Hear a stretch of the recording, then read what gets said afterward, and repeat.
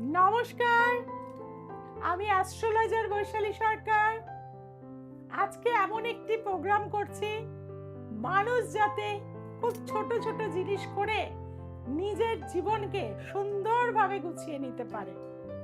তার জন্য আজ বিশেষ বিশেষ কিছু উপায় দেব। প্রথম কথাই বলবো যে আজ যে বিষয়টি নিয়ে আলোচনা করব অনেকগুলো সমস্যার সমাধান। তার উপায়টা কি?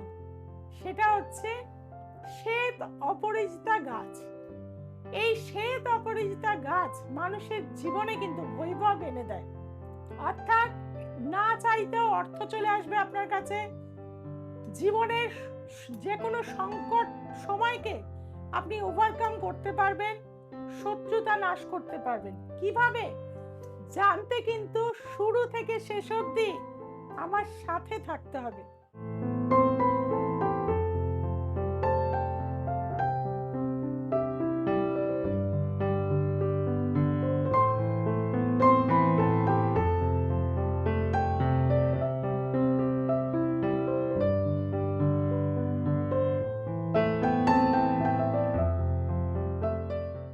শ্বেত অপরাজিতা গাছ অবশ্যই পূর্ণিমার দিন কিনে আনবেন এক দামে, বা রবি পুষ্যা যোগেও কিনে আনতে পারেন।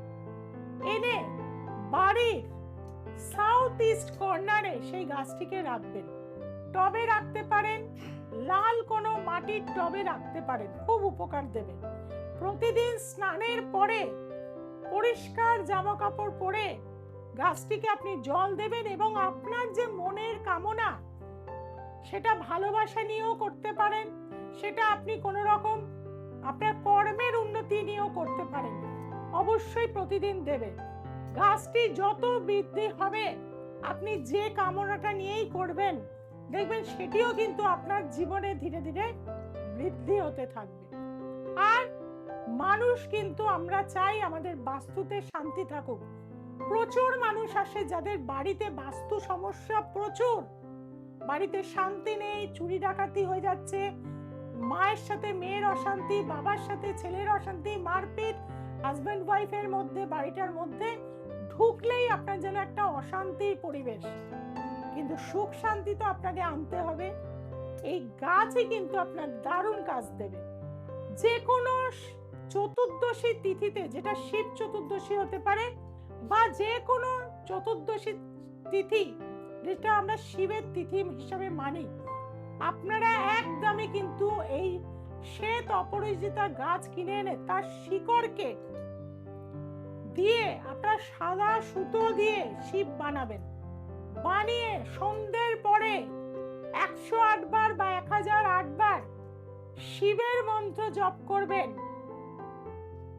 এবং আতর দেবেন। তার ভেতরে কিছুটা আতপ চাল দেবেন, সাদা একটি মাটির সরার মধ্যে সাদা কাপড় পেতে শিকড়টিকে রেখে শিবের আকারে বেঁধে নেবেন, এবং তার মধ্যে কিছুটা গোবিন্দভোগ চাল বা আতপ চাল দেবেন, এবং আতরের শিশি দিয়ে সেটার মধ্যে দেবেন। আর আপনি যে বাস্তুর কামনা করছেন যে আমার বাড়িতে যেন শান্তি থাকে, পরে বাড়ির নর্থ ইস্ট কর্নারে সেটিকে রেখে দিন, এবং তার সামনে একটি রূপোর ঘট, না পেলে কাচের একটি শিশির মধ্যে বা কাচের গ্লাসের মধ্যে পূর্ণভাবে জল দিয়ে সেটিকে সেখানে রেখে দেবেন। প্রতিদিন জলটি কোনো গাছে দেবেন, আবার ভরে রাখবেন পুজোর সময়। ধীরে ধীরে আপনার বাড়ির বাস্তু দেখবেন একদম রিফরমেশন হবে, বাড়ি থেকে নেগেটিভ এনার্জি চলে যাবে, বাড়ির মধ্যে শান্তি আসতে থাকবে। প্রচুর মানুষ লটারি, সাট্টা, জুয়া, গ্যাম্বলিং, শেয়ার মার্কেটের সাথে যুক্ত, কিন্তু কোনোভাবে আপনার টাকা যতই লাগাচ্ছেন বেরিয়ে যাচ্ছে, কোনোভাবে আসছে না। শুক্রবার দিন সন্ধ্যা বেলায় এই গাছটি কিনে এনে তার শিকড় ভালো করে ধুয়ে নেবেন, এবং একটি লাল কাপড়ে 3টি লক্ষ্মী কড়ি দিয়ে আপনি লক্ষ্মীর মন্ত্র করে আপনি সেটাকে জাগ্রত করবেন, এবং রোজ সেখানে পারফিউম দেবেন, ভালো পারফিউম বা আতর। এবং যখনই আপনি লটারি বা ফাটকা বা শেয়ার মার্কেটে কোনো কাজ করবেন, সেটিকে স্পর্শ করবেন, করে সেই হাত দিয়ে আপনি কাজ করবেন। তাহলে দেখবেন আপনার জীবনে এতদিন যে টাকা চলে যাচ্ছিল ধীরে ধীরে টাকা কিন্তু ফিরে আসবে। কাজেই এই ধরনের সমস্যা যদি আপনারা করতে পারেন তাহলে কিন্তু খুবই ভালো উপকার পাবেন। আর শত্রু আপনাকে ঘিরে ধরেছে, কোনোভাবেই আপনি অফিস কাচারি আশেপাশের লোক হিংসা জেলাসি শত্রুতা করছে, তাহলে কি করবেন? একটি রূপোর কবচ নেবেন বড়, আর অমাবস্যা তিথিতে এক কোপে এই শ্বেত অপরাজিতা গাছ কেটে নেবেন, নিয়ে সেটিকে অবশ্যই কিন্তু জাগ্রত করতে হবে কিছু বিশেষ মন্ত্রের দ্বারা, দিয়ে সেই শিকড়টি ওই রূপোর মাদুলির ভেতর ভরিয়ে নিয়ে তাতে কিছুটা সিঁদুর দেবেন এবং এক ফোঁটা মধু দেবেন, দিয়ে সেটাকে মোম দিয়ে বন্ধ করে আপনি তারাপীঠ শ্মশানে নিয়ে এলো, আমিও করে দিতে পারি এটা, বহু মানুষকে পড়িয়েছি, শত্রু নাশ হবেই হবেই হবে। কাজেই বন্ধুরা, শ্বেত অপরাজিতা গাছ আমাদের জীবনে বিভিন্ন ক্ষেত্রে খুব উপকার দিয়ে থাকে। বাড়ির পশ্চিমে রেখে দেবেন, হওয়া কাজ হচ্ছিল না, আটকে যাচ্ছিল, আপনার টাকা কোনোভাবে ফেরত পাচ্ছেন না, পশ্চিম দিকে রেখে দিন, শনিবার কিনে আনবেন এবং সেই গাছ পশ্চিমে রেখে দিন, প্রতিদিন জল দেবেন মনের কামনা বলে এবং সেইখানে একটা করে কয়েন পুঁতে দেবেন। দেখবেন কিছুদিনের মধ্যেই যে টাকা আপনার বাইরে ছিল আপনার কাছে কিন্তু ফিরে আসবে।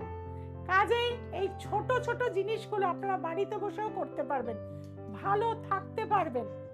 অনেকের ক্ষেত্রে দেখবেন বিছানায় পেচ্ছাপ করে ফেলে, অর্থাৎ বয়স অনেকটা বেশি কিন্তু করে ফেলছে। কিভাবে করছে? অনেক ডাক্তার দেখেছে, অনেক কিছু করেছে, লাভ কিছু হচ্ছে না। তাদেরকে বলবো প্রতি বুধবার করে এই শ্বেত অপরাজিতা গাছের শিকড় পড়ুন সাদা সুতোর দ্বারা বা সবুজ সুতোর দ্বারা, দেখবেন এই ধরনের জিনিসগুলো আস্তে আস্তে একদম কমে যাবে। কাজেই বন্ধুরা, সমস্যা যেমন আছে সমাধান আছে, আর যারা সমাধান অনেক জায়গায় গেছেন কিন্তু পাননি, ফেড আপ হয়ে গেছেন, বিশ্বাস হারিয়ে ফেলেছেন, তাদেরকে বলবো একবার আমার কাছে আসতে হবে। যারা একবার আমার কাছে এসছে তারা জীবনে সফলতা লাভ করেছে।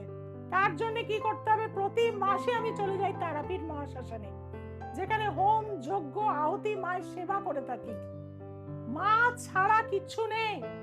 কাজেই তারাপীঠের প্রত্যেকটা মানুষকে আসতে বলবো, শ্মশানে আসবেন। মা শ্মশানবাসিনী, মায়ের পাদপদ্মে দুফোঁটা চোখের জল, একটি পদ্ম ফল বা জবা ফুল দিয়ে মাকে পুজো দিন।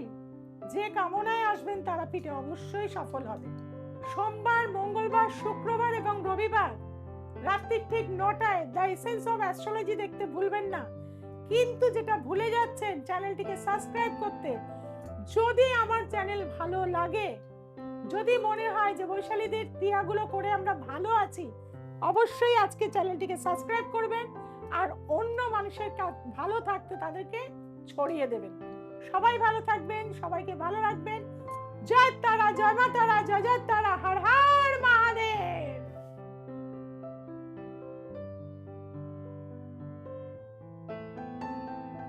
আমি হাওড়া রামরাজাতলা থেকে আসছি। আমার নাম অনিতা দে। আমি দিদির কাছে 8 থেকে 10 বছরের মতন আসছি।